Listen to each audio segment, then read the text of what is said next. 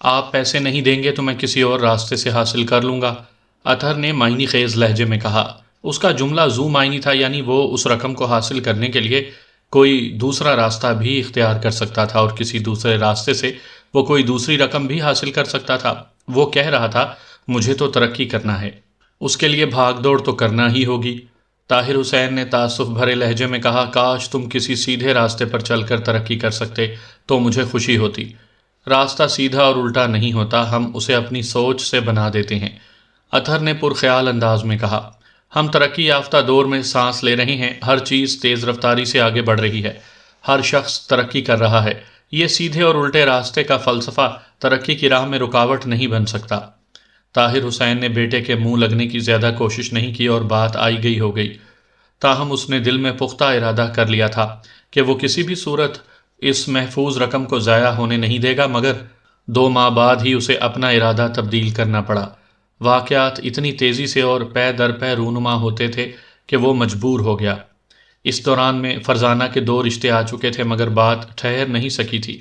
ایک لڑکے کو فرزانہ تو بہت پسند آئی تھی، مگر گھر کی حالت زار دیکھتے ہوئے اسے اپنی توقعات پوری ہوتی ہوئی نظر نہیں آ رہی تھیں۔ لڑکے کی بہن نے تو برملا کہہ بھی دیا تھا کہ جہیز میں دوسری چیزوں کے ساتھ ساتھ گاڑی بھی چاہیے۔ دوسرا رشتہ ان کی حیثیت کا تھا، مگر وہ لڑکا فرزانہ کے پاس بھی نہیں تھا، بالکل حور کے ساتھ لنگور والا معاملہ تھا۔ واجبی شکل و صورت کا بھی ہوتا تو چل جاتا، مگر اس کا تو بس اللہ ہی حافظ تھا۔ اب اطہر کی ماں نے بھی اس کا ساتھ دینا شروع کر دیا اور دونوں نے مل کر طاہر حسین کے خلاف محاذ بنا لیا۔ اطہر ایک نیا آئیڈیا لے کر آیا، وہ اب بیرون ملک جا کر دولت کمانا چاہتا تھا۔ اس سلسلے میں اس نے ایک ایجنٹ سے 40,000 روپے میں بات پکی کر لی تھی۔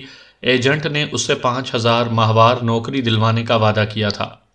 طاہر حسین نے اپنی دانست میں پوری مزاحمت کی مگر اس کی نہ چلی۔ اس مرتبہ بیٹی بھی بھائی اور ماں کا ساتھ دے رہی تھی۔ اس نے براہ راست باپ سے تو کچھ نہیں کہا تھا، مگر طاہر حسین محسوس کر رہا تھا کہ وہ بھی ماں کی ہم نوا ہے۔ اس کی تو سمجھ میں نہیں آ رہا تھا کہ کیا کرے اور کیا نہ کرے، وہ بالکل ہونک ہو کر رہ گیا تھا۔ طاہر حسین کی بیوی نے کہا، آپ میری بات مان لیں، اطہر سچ کہتا ہے، یہاں رہتے ہوئے تو ایسے ہی ایلے میلے رشتے آئیں گے۔ چند روز قبل بد شکل لڑکے کا رشتہ آ کر جا چکا تھا۔ آپ اطہر کو بیرون ملک جانے دیں، ہر مہینے لمبے لمبے ڈرافٹ آتے ہیں رقموں کے، خیر سے ہمارا بیٹا بھی چلا جائے گا تو ہمارے دن بھی پھر جائیں گے۔ میری ماں نے تو اسے 40,000 دے ہی دیں، انشاءاللہ وہ ضرور کامیاب ہوگا۔ اطہر اس سلسلے میں براہ راست باپ سے بات نہیں کر رہا تھا، اسے جو بھی کہنا ہوتا تھا ماں کے ذریعے کہلواتا تھا۔ پھر ایک روز بیوی نے طاہر حسین کو بتایا، آپ اگر اپنی ضد سے باز نہ آئے تو یہ گھر برباد ہو ہی جائے گا۔ معلوم ہے آپ کو اطہر کیا کہہ رہا ہے؟ طاہر حسین نے زبان سے کچھ نہیں کہا، بس سوالیہ نظروں سے بیوی کو دیکھتا رہا۔ بیوی نے بتایا، وہ بتا رہا تھا کہ اسے بڑی شرمندگی اٹھانی پڑ رہی ہے۔ اس نے ریکروٹنگ ایجنٹ سے وعدہ کیا تھا کہ 15 روز میں اسے رقم لا کر دے گا، مگر اب تو 1 مہینہ گزر گیا۔ اگر ابا نے 1 ہفتے میں 40,000 نہیں دیے تو وہ گھر چھوڑ کر چلا جائے گا اور کبھی پلٹ کر نہیں آئے گا۔ طاہر حسین نے چونک کر بیوی کی طرف دیکھا، پھر پوچھا، کیا اس نے واقعی ایسا کہا تھا؟ کیا وہ بالکل سنجیدہ تھا؟ تو کیا میں آپ سے جھوٹ بولوں گی؟ طاہر حسین کے چہرے پر تفکرات کی چادر تن گئی۔ یہ کھلی بلیک میلنگ تھی اور وہ بلیک میل ہونے پر مجبور تھا۔ گھر کے 3 افراد ایک طرف تھے اور وہ اکیلا دوسری طرف۔ اگر اب بھی وہ اپنا موقف پر قائم رہتا تو گھر کا توازن بگڑ جاتا، پھر کسی بھی نوعیت کے ہونے والے نقصان کا ذمہ دار صرف اور صرف اسی کو ٹھہرایا جاتا۔ اس نے حالات کے سامنے جھکنے کا فیصلہ کر لیا۔ حالات کے پلڑے کو جھکانا اس کے اختیار سے باہر ہو گیا تھا۔ ٹھیک ہے، جیسے تم لوگوں کی مرضی، اس نے شکست خوردہ لہجے میں کہا اور چپ سادھ لی۔ AA اوورسیز کارپوریشن کا دفتر سوسائٹی آفس کے نزدیک 6 منزلہ عمارت میں تھا۔ یہ دفتر ایک ہال پر مشتمل تھا۔ اس ہال کے ایک کونے میں 8 بائی 10 کا ایک کمرہ بنا ہوا تھا۔ اس کمرے کے دروازے پر مینیجنگ ڈائریکٹر کی تختی لٹک رہی تھی۔ باقی ہال میں 2 میزوں پر کلرک صورت 2 افراد سر جھکائے اپنے اپنے کام میں مصروف تھے۔ دفتر کے داخلی دروازے کے پاس ہی استقبالیہ بنا ہوا تھا، جہاں ایک قبول صورت لڑکی موجود تھی۔ استقبالیہ کے ساتھ ہی دیوار کے ساتھ ایک قطار میں صوفے لگے ہوئے تھے، جہاں 3 افراد منتظر چہروں کے ساتھ بیٹھے ہوئے تھے۔ ان کے انداز نشست سے بیزاری جھلک رہی تھی۔ میں نے ایک ہی نظر میں اندازہ لگا لیا کہ وہ سب افضل شاہ کے مہمان تھے۔ میں نے اپنا وزٹنگ کارڈ نکال کر کاؤنٹر پر رکھا۔ استقبالیہ لڑکی نے الٹ پلٹ کر میرے کارڈ کا معائنہ کیا، پھر سوالیہ نظروں سے میری جانب دیکھا۔ Yes please, I want to see mister Afzal Shah, میں نے جواباً انگریزی میں کہا۔ تو پلیز سر تو بہت مصروف ہیں، ایک اہم میٹنگ چل رہی ہے، میں نے ذرا سخت مگر با اخلاق لہجے میں کہا۔ آئی ہیو این اپوائنٹمنٹ، میں نے ملاقات کا وقت لے رکھا ہے، آپ میرا کارڈ ان تک پہنچا دیں۔ اس کی English yes please no please تک محدود تھی۔ بولی یس پلیز، آپ تشریف رکھیں، میں کوشش کرتی ہوں۔ میں نے اس کے مشورے کے مطابق ایک صوفے پر تشریف رکھ دی۔ وہ میرا کارڈ لے کر اس کے دفتر کے اکلوتے کمرے کی جانب بڑھ گئی۔ میں اس مہلت سے فائدہ اٹھا کر دفتر کا جائزہ لینے لگا۔ وہ ایک درمیانے درجے کا دفتر تھا۔ فرنیچر پرانا تھا، پردوں کا رنگ بھی خاصا ڈل ہو رہا تھا، وہ کثرت سے دھل چکے تھے، یا تو اس دفتر کو قائم ہوئے کم از کم 10 سال گزر چکے تھے یا پھر سیکنڈ ہینڈ فرنیچر خرید کر ڈالا گیا تھا۔ 1 منٹ کے اندر اندر لڑکی واپس آ گئی، پھر مجھے بتایا، آپ ذرا سا انتظار کریں، سر ابھی بلاتے ہیں۔ وہاں پر پہلے سے موجود محو انتظار حضرات ناپسندیدہ نظروں سے مسلسل مجھے گھور رہے تھے۔ خدا جانے وہ کب سے لائن میں لگے ہوئے تھے، غصہ ان کے چہروں پر چمک رہا تھا۔ ان کا بس نہیں چلتا تھا کہ دوڑ کر ایم ڈی کے کمرے تک پہنچ جاتے۔ ان میں ایک لہیم شہیم خان صاحب بھی تھے جو بار بار نسوار تھوکنے کے لیے اٹھتے تھے اور منہ ہی منہ میں کچھ بدبدا رہے تھے۔ ان کی ایک ایک حرکت سے بے چینی حویدہ تھی۔ تھوڑی ہی دیر کے بعد میرا بلاوا آ گیا۔ میں اٹھ کر جانے لگا تو ایک صاحب کھڑے ہوتے ہوئے بولے، یہ کیا بات ہوئی، ہم اتنی دیر سے یہاں انتظار کر رہے ہیں، یہ صاحب مجھ سے بعد میں آئے ہیں، مجھ سے پہلے اندر نہیں جا سکتے۔ استقبالیہ لڑکی نے سمجھانے والے انداز میں کہا، جناب یہ وکیل صاحب ہیں، انہوں نے پہلے سے وقت لے رکھا ہے، آپ لوگ اطمینان سے بیٹھیں، سب کی باری آئے گی۔ پٹھان لالا نے پھنکار کر کہا، یہ وکیل صاحب ہے تو ام کیا تمہارے باپ کا نوکر ہے، ام بھی اس کے ساتھ جائے گا۔ خان صاحب آپ حوصلے سے کام لیں، لڑکی نے سخت لہجے میں کہا، آپ سے پہلے بھی کچھ شریف لوگ یہاں بیٹھے ہیں۔ او خانہ خراب کا بچہ، ام آپ کو بدماش نظر آتا ہے؟ ایک تو ہمارا پیسہ ہڑپ کر لیا، اوپر سے ام کو شراپت مراپت سکھاتا ہے۔ لڑکی نے خان صاحب کو نظر انداز کرتے ہوئے مجھ سے کہا، آئیے جناب میں آپ کو اندر لے چلوں۔ خان تل ملا کر رہ گیا مگر منہ سے کچھ نہیں بولا۔ میں نے ایک خاص بات خاص طور پر محسوس کی تھی کہ وہ خونخوار نظروں سے مجھے مسلسل گھور رہا تھا۔ میں اس کی مختصر سی گفتگو سے سمجھ گیا تھا کہ یہ بھی افضل شاہ کے پاس کوئی رقم پھنسائے بیٹھا ہے۔ مجھے اپنا کام آسان ہوتا نظر آ رہا تھا کیونکہ اطہر کے کیس میں کوئی خاص جان نہیں تھی، اس کے پاس کوئی ایسا ثبوت نہیں تھا کہ اس نے 40,000 کی رقم ادا کی تھی۔ میرے دعوے کو وکیل صفائی 2 منٹ میں باطل ثابت کر سکتا تھا۔ میں اس وقت تک دعویٰ دائر نہیں کرنا چاہتا تھا جب تک میرے ہاتھ مضبوط نہ ہو جاتے۔ ویسے اس بات کا مجھے یقین ہو گیا تھا کہ افضل شاہ انتہائی عیار اور چالاک شخص تھا جو بڑی صفائی سے اپنے شکار کو پھانستا تھا۔ لڑکی مجھے افضل شاہ کے کمرے میں چھوڑ کر واپس چلی گئی۔ کمرے کے اندرونی حالت باقی دفتر کی بنسبت خاصی بہتر تھی۔ افضل شاہ بیضوی میز کے پیچھے بیٹھا گریس فل لگ رہا تھا۔ اس کی عمر لگ بھگ 40 سال رہی ہوگی۔ اس نے کریم کلر کا سفاری سوٹ پہن رکھا تھا۔ وہ درمیانے قد کا ایک صحت مند شخص تھا۔ اس کے چہرے پر سب سے نمایاں چیز اس کی داڑھی مونچھیں تھیں جو کرتار سنگھ سٹائل کی تھیں۔ اگر اسے کوئی رف ڈریس پہنا دیا جاتا تو وہ ایک ڈاکو نظر آتا۔ کام تو وہ اب بھی ڈاکوؤں والا ہی کر رہا تھا مگر ذرا جدید انداز میں۔ اس کی چھوٹی چھوٹی گول آنکھوں سے مکاری ٹپکتی تھی۔ اپنی سیٹ سے کھڑے ہو کر اس نے مجھ سے ہاتھ ملایا۔ نائس ٹو میٹ یو، آپ سے مل کر بہت خوشی ہوئی، تشریف رکھیں بیگ صاحب۔ میرے پاس زیادہ وقت نہیں ہے، میں نے کرسی پر بیٹھتے ہوئے کہا۔ آپ کی ریسیپشنسٹ نے بتایا تھا کہ اندر کوئی میٹنگ چل رہی ہے مگر یہاں تو مجھے کوئی نظر نہیں آ رہا۔ میں نے کمرے میں چاروں جانب نگاہیں دوڑاتے ہوئے کہا، او چھوڑیں جی بیگ صاحب، میٹنگز تو چلتی ہی رہتی ہیں، اس نے مسکراتے ہوئے کہا، پھر جھک کر میز کی دراز میں سے کچھ تلاش کرنے لگا، پھر نوٹس والا لفافہ نکال کر میری جانب بڑھا دیا۔ اسے ذرا کھول کر دیکھیں۔ میں نے کھول کر دیکھا، نوٹس کے مضمون کے ایک مخصوص حصے کو بالائی لائنز سے مارک کر دیا گیا تھا۔ یہ نوٹس کا وہ حصہ تھا جس میں کچھ ایسے ثبوتوں کا حوالہ دیا گیا تھا جنہیں افضل شاہ کے خلاف عدالت میں پیش کیا جا سکتا تھا۔ در حقیقت میرے پاس ایسا کوئی ثبوت موجود نہیں تھا۔ میں نے تو محض افضل شاہ کو ہراساں کرنے کے لیے ایسا ذکر کیا تھا۔ میری ترکیب کامیاب رہی تھی، وہ واقعی تشویش میں مبتلا ہو گیا تھا۔ میں نے سوالیہ نظروں سے اس کی جانب دیکھا۔ وہ بولا، بیگ صاحب، اس قانونی نوٹس کی میری نظر میں کوئی اہمیت نہیں ہے۔ ایسے نوٹس گاہے بگاہے مجھے ملتے ہی رہتے ہیں۔ میں صرف یہ جاننا چاہتا ہوں کہ آپ کے موکل نے ایسا کون سا انکشاف کیا ہے جس سے آپ مجھے ڈرا رہے ہیں؟ میں نے کہا، اگر آپ نے کوئی جرم نہیں کیا تو پھر آپ کو ڈرنے کی کیا ضرورت ہے؟ وقت آنے پر ہر چیز واضح ہو جائے گی۔ ایک لمحے کے توقف سے میں نے اضافہ کیا، کیا آپ نے مجھے صرف یہی نوٹس دکھانے کے لیے بلایا تھا؟ وہ قدرے سنجیدہ لہجے میں بولا، آپ اس نوٹس سے کیا ثابت کرنا چاہتے ہیں؟ آپ تو سیدھا سیدھا مجھ پر الزام عائد کر رہے ہیں کہ میں نے آپ کے موکل کے 40,000 روپے ہضم کر لیے ہیں۔ گویا آپ اس بات سے انکاری ہیں کہ 6 ماہ قبل آپ نے کسی وعدے کے ساتھ اطہر سے 40,000 روپے لیے تھے۔ کیسی رقم اور کیسا وعدہ؟ یہ تو عدالت میں چل کر معلوم ہو ہی جائے گا۔ میں نے کہا، اگر آپ کو مزید کچھ نہیں کہنا تو میں چلتا ہوں۔ وہ نرم پڑتے ہوئے بولا، میں آپ کے ساتھ ایک سودا کرنا چاہتا ہوں۔ میں سمجھا نہیں، میں نے حیرت آمیز لہجے میں کہا۔ آپ بھلے کیس کریں، مگر میں جاننا چاہتا ہوں کہ آپ کے پاس میرے خلاف کون کون سے ثبوت ہیں۔ اس کے لیے میں آپ کو معقول رقم ادا کروں گا۔ میں نے ہنستے ہوئے کہا، واٹ اے جوک، خوب مذاق کرتے ہیں آپ بھی۔ آپ اتنا بڑا فراڈ کا بزنس کس طرح چلا رہے ہیں؟ میں نے اس کی آنکھوں میں جھانکا۔ میرے خیال میں ایمانداری کے بزنس کی بنسبت فراڈ اور دھوکہ دہی کے کاموں کے لیے زیادہ ذہانت کی ضرورت ہوتی ہے۔ میں آپ کی عقل پر ماتم کرنے کے سوا کچھ نہیں کر سکتا۔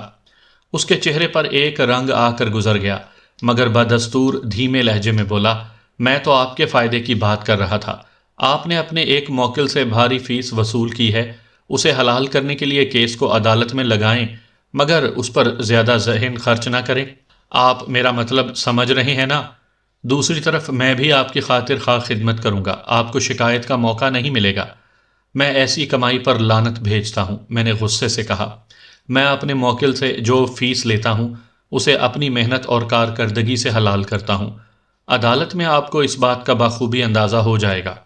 اس نے بات بگڑتے ہوئے دیکھی تو اپنے اصلی روپ میں آ گیا۔ میں اگر نرمی سے بات کر رہا ہوں تو اس کا مطلب ہرگز یہ نہیں ہے کہ میں آپ کے نوٹس سے ڈر گیا ہوں۔ میں ایسے نوٹس وصول کرنے کا عادی ہوں، اور آپ بھی اچھی طرح جانتے ہیں کہ ایسے کیس برسوں چلا کرتے ہیں۔ کامیابی اسے ہی نصیب ہوتی ہے جس کا پیٹ اور بینک بھرے ہوئے ہوں۔ نوٹوں میں بڑی قوت ہوتی ہے بیگ صاحب۔ آپ عدالت میں میرے خلاف کچھ بھی ثابت نہیں کر سکیں گے۔ اپنا شوق پورا کر کے دیکھیے۔ آخری جملہ ادا کرتے ہوئے اس نے حقارت سے میری جانب دیکھا۔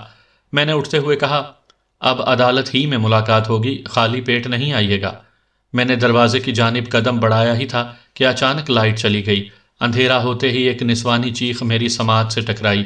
اس کے ساتھ ہی دروازہ پیٹنے سے ملتی جلتی آوازیں آنے لگیں۔ سورج غروب ہوئے ابھی تھوڑی ہی دیر ہوئی تھی، مگر بجلی چلے جانے کی وجہ سے کمرہ گہری تاریکی میں ڈوب گیا۔ اس موقع پر افضل شاہ نے کمال ہوشیاری کا مظاہرہ کرتے ہوئے فی الفور ایمرجنسی لائٹ روشن کر لی اور کمرے میں ایک مخصوص حصے تک روشنی پھیل گئی۔ اس دوران میں دستک کی آواز دوبارہ سنائی دی، ساتھ ہی یہ نسوانی بڑبڑاہٹ بھی ابھری۔ میں نے پلک جھپکتے میں اس نسوانی آواز کا منبع تلاش کر لیا۔ وہ آواز افضل شاہ کے کمرے کے ملحقہ باتھ روم سے آ رہی تھی۔ افضل شاہ خونخوار نظروں سے مجھے گھورتے ہوئے باتھ روم کے دروازے کی جانب بڑھ گیا۔ دوسرے ہی لمحے باتھ روم نشین کمرے میں تھی۔ وہ یقیناً ایک خوبصورت اور دلکش لڑکی تھی، مگر اس کی بری حالت ہو رہی تھی۔ اس کا پورا چہرہ پسینے میں شرابور تھا اور وہ گہری گہری سانسیں لے رہی تھی۔ اسے ایک نظر دیکھتے ہی میں سمجھ گیا تھا کہ وہاں میرے آنے سے پہلے افضل شاہ کس قسم کی ضروری میٹنگ میں مصروف تھا۔ ریلیکس ڈیئر، افضل شاہ نے حسینہ کی جانب دیکھتے ہوئے تسلی آمیز لہجے میں کہا، لائٹ چلی گئی ہے، ابھی آ جائے گی۔ وہ جھنجھلاہٹ آمیز لہجے میں بولی، واٹ نان سینس، لائٹ کو بھی ابھی جانا تھا؟ ایک لمحے کو رک کر اس نے افضل شاہ سے استفسار کیا، افیڈیئر، وہ الو کا پٹھا اسمارٹ وکیل چلا گیا کیا؟ میں خون کے گھونٹ پی کر رہ گیا۔ غالباً اس نے بدحواسی میں مجھے نہیں دیکھا تھا، اس لیے یہ ریمارکس پاس کر رہی تھی۔ اس نے افضل شاہ سے میرے بارے میں پوچھا تو وہ میری جانب مڑتے ہوئے بولا، تم ابھی تک یہی نظر آ رہے ہو؟ مجھے اس کا طرز تخاطب انتہائی ناگوار گزرا، مگر میں نے مصلحت اندیشی کا مظاہرہ کرتے ہوئے ایک لفظ تک نہ کہا اور دروازے کی جانب ہاتھ بڑھایا۔ پھر ایک عجیب واقعہ رونما ہوا۔ اس سے پہلے کہ میں دروازے کے ہینڈل کو چھوتا، دروازہ دھڑ سے کھل گیا۔ دوسرے ہی لمحے مجھے دروازے میں اسی پٹھان کا چہرہ نظر آیا جسے تھوڑی دیر پہلے میں انتظار گاہ میں پیچ و تاب کھاتے ہوئے دیکھ چکا تھا۔ اس کی ڈرامائی آمد تو دھماکہ خیز تھی ہی، اس سے بھی زیادہ تشویشناک بات یہ تھی کہ اس وقت اس کے ہاتھ میں ایک سیاہ ریوالور چمک رہا تھا جس کا رخ افضل شاہ کی جانب تھا۔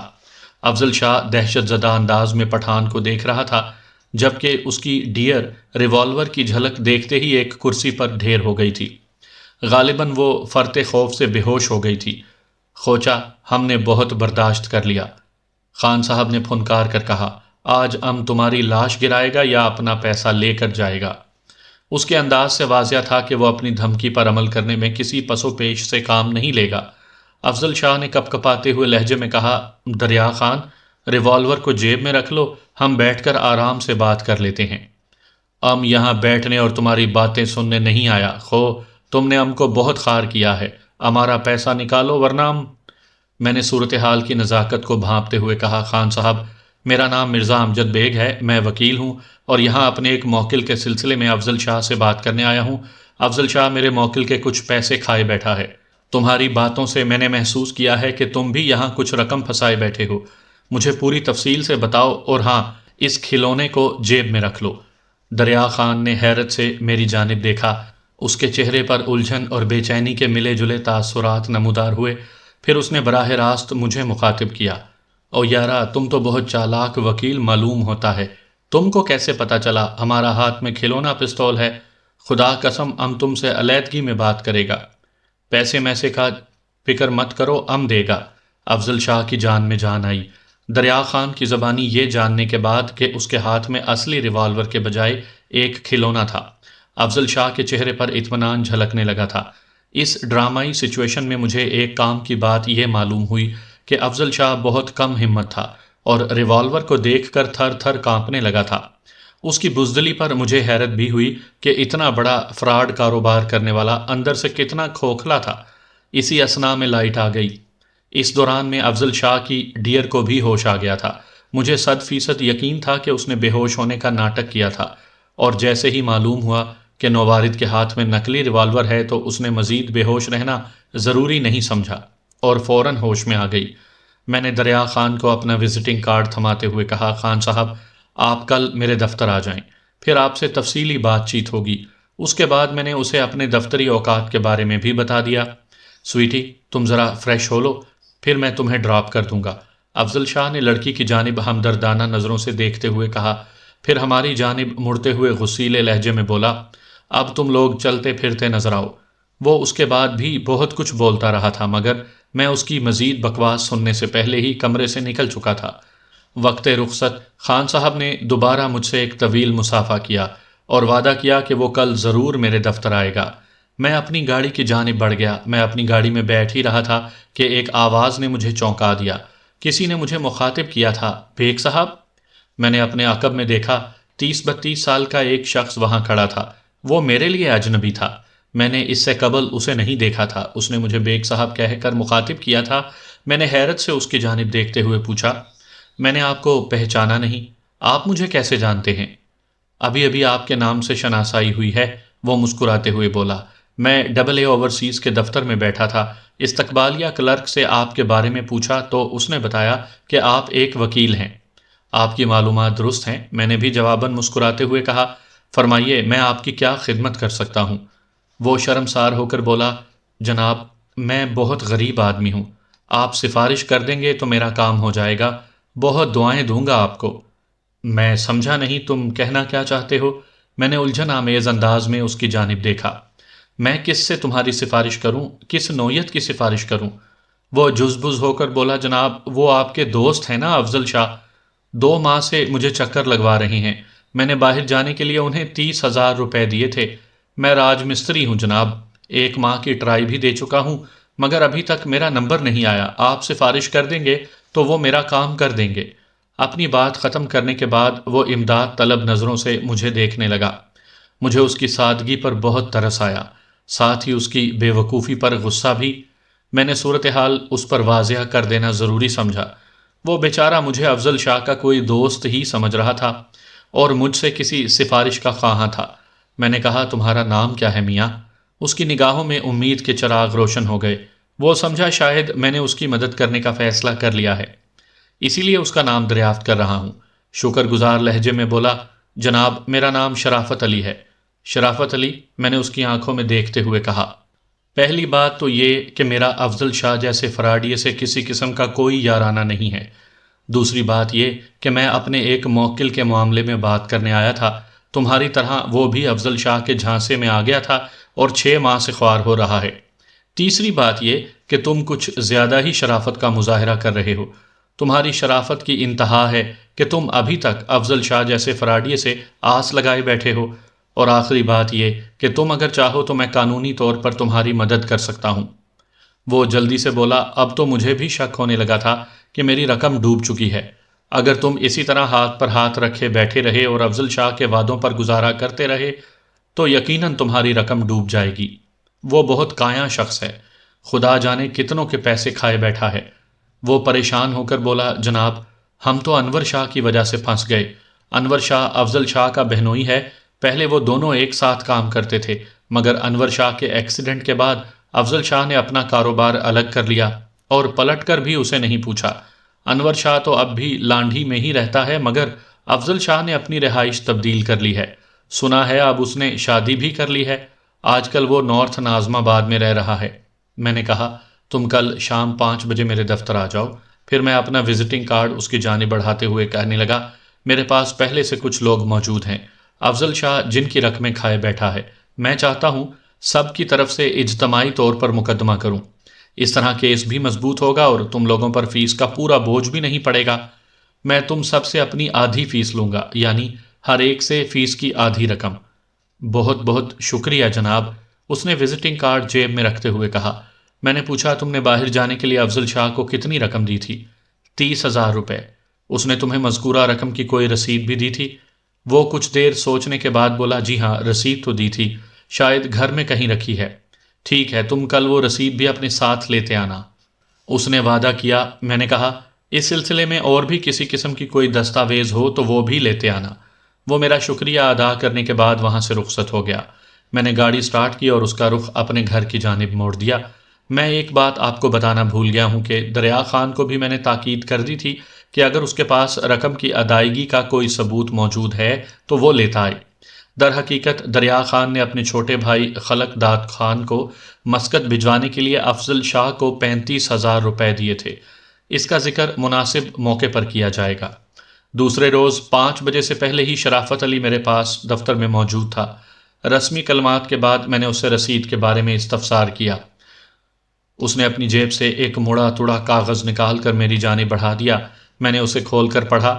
رسید کا مضمون کچھ اس طرح تھا، میں نے شرافت علی سے مبلغ 30,000 روپے وصول پائے۔ نیچے افضل شاہ کے دستخط تھے جو واضح طور پر پڑھے نہیں جا رہے تھے۔ میری توقع کے عین مطابق یہ ایک کچی رسید تھی جو کہ اسٹامپ پیپر کے بجائے ایک سادہ کاغذ پر لکھی گئی تھی اور کہیں رسیدی ٹکٹ بھی نظر نہیں آ رہا تھا۔ دوسری خاص بات یہ تھی کہ اس رسید کے مضمون سے واضح نہیں ہو پا رہا تھا کہ آیا واقعی افضل شاہ نے شرافت علی سے کسی مد میں کوئی رقم لی تھی۔ اس کا ایک مطلب یہ بھی نکلتا تھا کہ افضل شاہ نے شرافت علی سے 30,000 روپے لینا تھے جو اس نے وصول کر لیے تھے۔ رسید پر کسی گواہ کے دستخط بھی نہیں تھے، گویا افضل شاہ نے پکا کام کیا تھا۔ صورتحال خاصی الجھی ہوئی تھی، تاہم کچھ نہ ہونے سے اس رسید کا ہونا بہتر تھا۔ میں نے شرافت علی سے کہا، اگرچہ اس رسید کی کوئی قانونی حیثیت نہیں، وکیل صفائی اسے چٹکی بجاتے میں باطل ثابت کر دے گا، مگر پھر بھی میں کوشش ضرور کروں گا۔ اگر مجھے پتا ہوتا کہ افضل شاہ مجھ سے فراڈ کرے گا تو میں اتنی بڑی رقم ہرگز اسے نہ دیتا۔ میں نے بیرون ملک جا کر کمائی کرنے کی خاطر اپنی بیوی کا زیور بیچ دیا۔ بس جی، میری تو مت ہی ماری گئی تھی، حالانکہ سامنے کی بات تھی۔